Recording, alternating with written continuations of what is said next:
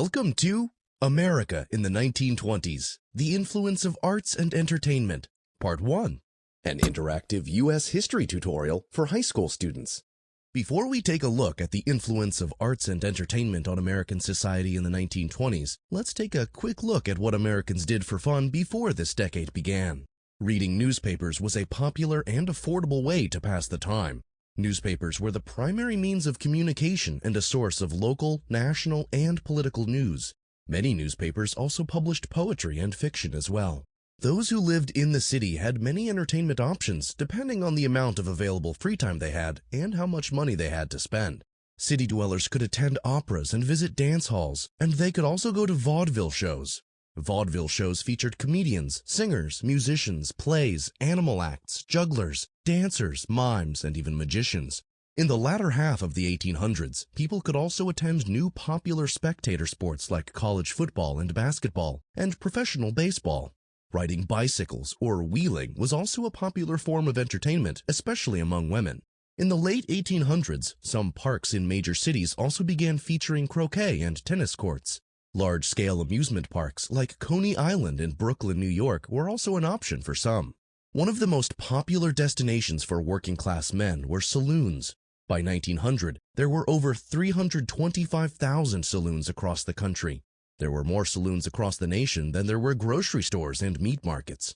At saloons, men went to drink alcohol, read newspapers, engage in labor union activities, and to play handball, chess, billiards, darts, cards, and dice. Some saloons even included gymnasiums. Many middle and upper-class families spent some of their leisure time at home. They enjoyed singing around a piano, listening to phonograph records, reading novels, playing cards, dominoes, backgammon, chess, and checkers. Some of these forms of entertainment continued not only into the 1920s, but some of them are still popular even to this day. Let's begin our first look at arts and entertainment that helped change American society in the 1920s. The Roaring Twenties was the birth of the Harlem Renaissance. The Harlem Renaissance was America's first self-conscious black literary and artistic movement. It grew out of the fast-growing African-American community called Harlem in New York City, a community that fostered a sense of common identity, growing power, and cultural self-expression. Writers and artists of the Harlem Renaissance worked to cultivate racial equality through promoting African-American cultural achievements. They celebrated themselves, their black heritage, and their contemporary contributions to American culture, including jazz and the blues.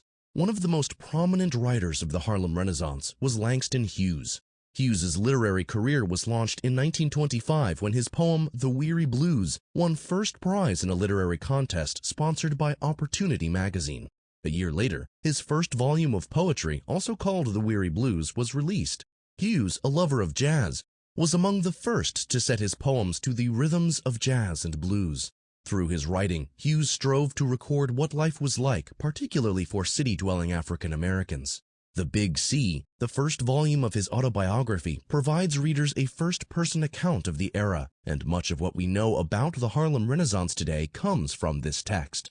In his writings, Hughes celebrated the physical and spiritual strength, beauty, and power of African Americans, and he deeply believed in and hoped for a world that could one day peacefully live together.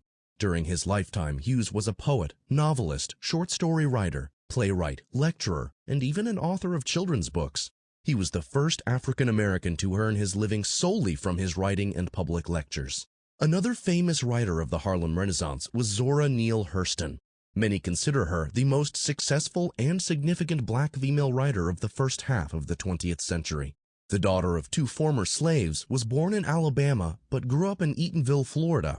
She moved to Harlem in the 1920s and became friends with a number of artists, including Langston Hughes. Hurston was known for her charm, fiery intellect, an infectious sense of humor, and as one friend described it, a gift of walking into hearts. In the 1920s, Hurston experienced her first literary successes, placing well in short story and playwriting contests in Opportunity magazine. Her career would go on to span more than 30 years. She published 4 novels, 2 books of folklore, an autobiography entitled Dust Tracks on a Road, and numerous short stories, essays, articles, and plays. She published her masterwork, Their Eyes Were Watching God, in 1937. The novel was set in multiple places in Florida, including Eatonville, Jacksonville, and the Everglades. Jazz, a fusion of African and European music, first emerged in New Orleans during the 1920s. The syncopated rhythms of jazz became hugely popular among young adults, both black and white, who loved the freedom that jazz allowed on the dance floor. Some jazz nightclubs were open to patrons of any race, and before long, jazz bands were playing the new music in dance halls from New York City to Memphis, Kansas City, Chicago, and Harlem. Jazz would become the dominant form of popular dance music for the next 30 years. Jazz spread across the nation through airwaves of American radio stations and through phonograph records, 100 million of which sold in 1927 alone. But jazz was about more than just providing great dance music. Through the vehicle of jazz, African-American performers not only shaped American culture during the 1920s, but as the popularity of jazz spread beyond America's shores, it influenced European tastes as well. Jazz was also a cultural movement that influenced young people's fashions, language, and attitudes. During the 20s, jazz also came to symbolize the cultural struggle between modernists and traditionalists. Traditionalists objected to jazz music, calling it vulgar and immoral, accusing it of morally corrupting American youth, and proclaiming that it threatened traditional cultural values. Despite the controversy, jazz could not be stopped. In 1987, the Joint Houses of Congress passed a resolution declaring jazz music an American national treasure. Every era contains new fads that seemingly rise up from nowhere and take the American public by storm. The Roaring Twenties was no exception. In 1923, composer and pianist James P. Johnson created a tune called Charleston, a song that became one of the most popular hits of the decade.